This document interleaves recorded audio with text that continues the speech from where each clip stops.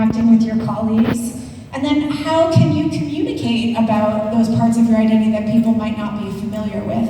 Is anybody asking themselves these questions as they get ready for their Fulbright? You can raise your hand maybe, so we don't feel so alone. Yeah, some of you? Thank you. Next slide, please. I also, as I mentioned earlier, want to just recognize that some of us have identities that when we walk into a room, everybody can see them and understand them, and others of us might have identities that we're not sure how to talk about because they aren't visible. Maybe it's your gender identity, maybe it's your sexual orientation, maybe it's your religious identity, perhaps you have a non-visible disability. So we're talking just as much about the identities that people can see as we are about the identities that people can't see and how to deal with talking about those or disclosing those in your situation in the United States. Next, please. Again, this is just a reminder of what we sort of cover when we talk about DEI, the different kinds of identities. And you may see different identities here that represent your identities, and maybe there are some that are missing, and you would have to fill in a different kind of identity on this chart. Next.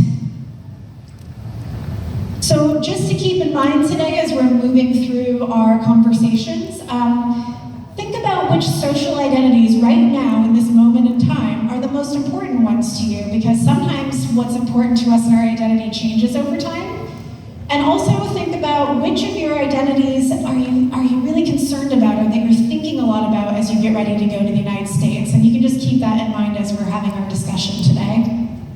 Next, please. I wanted to talk a little bit just about some of the differences in identity categories between Indonesia and the United States. I actually did my dissertation research on identitas di Indonesia, ethnic identity, identitas agama.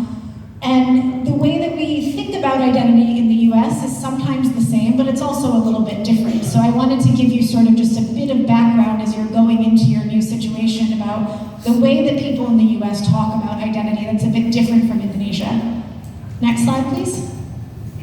So we often talk about identity in the United States in terms of race.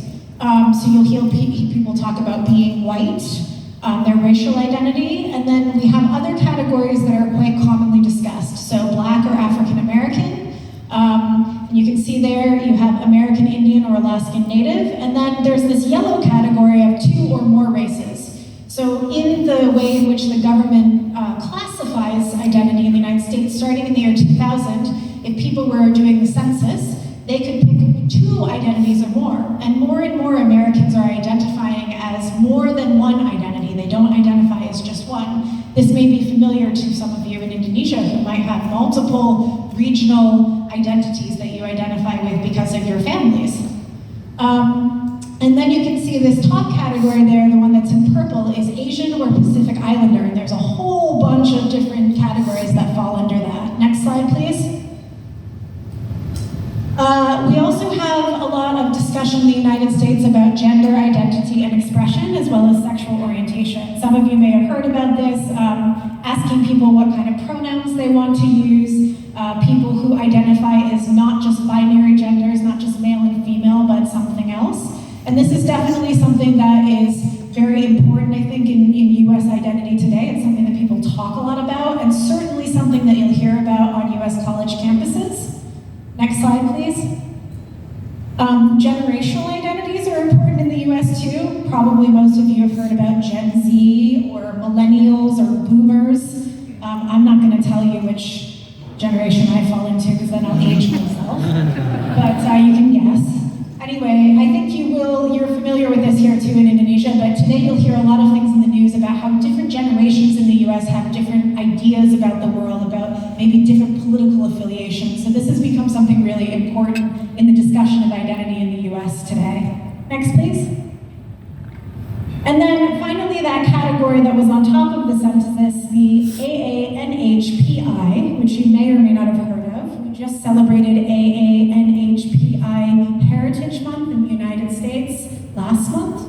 And this is the category that all of you coming from Indonesia, coming from Asia, will fall into in the United States when people are sort of trying to group you into one of these categories.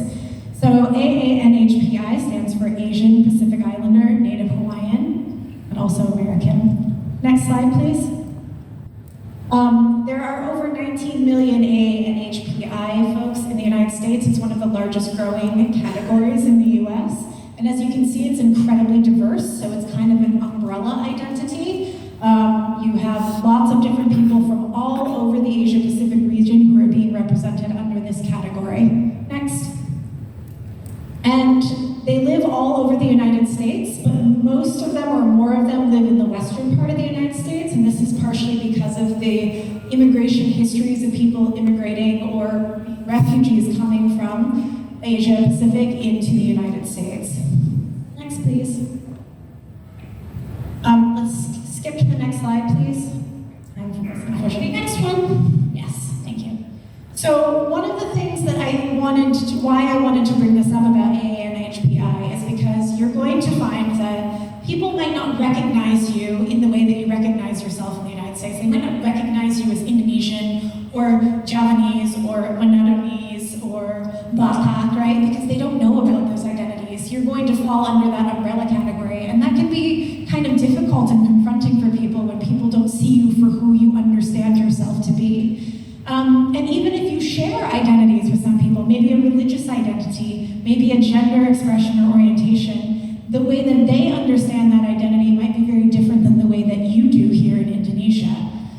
And one of the things that often happens is that you might start to question things you thought about yourself. So as much as you are in the United States learning about US identity, you're also going to learn a lot about your own identities as you encounter different ideas about what it means to be, for instance, a Muslim person or a Christian person or a Batak person or an Asian person. So these are part of the sort of joys and challenges of being in a cross-cultural educational setting. It may be some of the things that cause you stress, but I think it's also